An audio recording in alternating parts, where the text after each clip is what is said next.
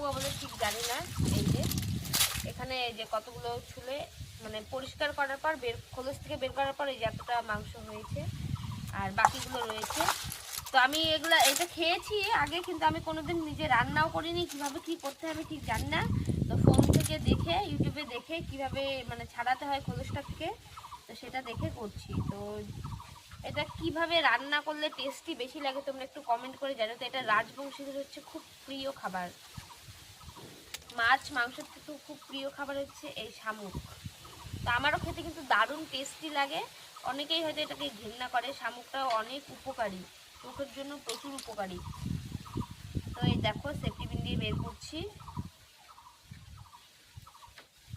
এই যে, আর এগুলোর ভেতরে না ডিম হয়ে গেছে, আমি ঠিক জানি না, এটা এখন মোবাইল থেকে দেখতে পাই। আর তোমরা বলো তো ডিম হলে এগুলো কি করব? ডিম কি শামুকের বাচ্চা, ছোট ছোট ভিতরে গুঁড়ো গুঁড়ো একদম বাচ্চাই ভর্তি অনেকগুলো শামুকে। তো কে কে খাবে চলে আসো, ঝটপট চলে আসো। শামুক শামুক শামুক, এই দেখো। আর প্রচন্ড হাওয়াও ছিল।